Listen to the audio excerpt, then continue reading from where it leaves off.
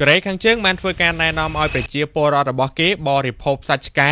ដើម្បីធ្វើការទប់ទល់ជាមួយនឹងកម្ដៅដែលកំពុងតែផ្ទុះកើនឡើងខ្លាំងនៅក្នុងប្រទេសកូរ៉េខាងជើងបងប្អូនបើយោងទៅតាមកាសែតរ៉ូដុងស៊ីនមុនដែលគឺជាកាសែតគណៈបកពលករកំពុងតែកាន់អំណាចរបស់កូរ៉េបានធ្វើការផ្សព្វផ្សាយអំពីដំបូលមានសុខភាពខ្លះៗកាលពីថ្ងៃអាទិត្យនេះដើម្បីធ្វើការទប់ទល់ប្រឆាំងជាមួយនឹងកម្ដៅដែលមានការផ្ទុះឡើងនេះនិងបានធ្វើការណែនាំអំពីវិធីសាស្ត្រនៅក្នុងការសង្គ្រោះបឋម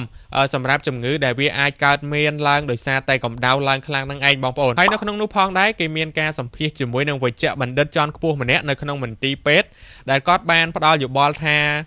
ជំងឺដូចជាជំងឺទឹកនោមផ្អែមជំងឺបេះដូងហើយនឹងជំងឺក្រពេញទីរ៉ូអ៊ីតហ្នឹងគឺវាកាន់តែវិវត្តខ្លួនអាក្រក់ទៅកាន់តែខ្លាំងតែម្ដងក៏ព្រោះតែដោយសារកម្ដៅហើយជាពិសេសថែមទៀតនោះគឺវាអាចបណ្ដាលឲ្យដាច់សរសៃឈាមខួរក្បាលទៀតផងបងប្អូនការផ្សព្វផ្សាយអំពីវនីវដើម្បីធ្វើការទប់ស្កាត់ជាមួយនឹងកម្ដៅនេះគឺគេធ្វើឡើងកំឡុងពេលដែលប្រទេសកូរ៉េកំពុងតែជួបប្រទះជាមួយនឹងការក្តៅខ្លាំងជាពិសេសគឺកំពុងតែជួបប្រទះ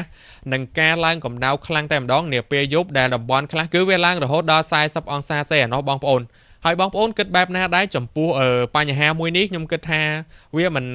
មែនមានតែវិធីសាស្ត្រមួយនៅក្នុងការទប់ទល់ជាមួយនឹងកម្ដៅទេមិនមែនតតែញ៉ាំសាច់ឆ្កែបានទប់ទល់ជាមួយនឹងកម្ដៅបានទេសត្វឆ្កែគឺជាសត្វមួយដ៏ស្មោះត្រង់បងប្អូនហើយវាស្រឡាញ់ម្ចាស់ខ្លាំងមែនទែន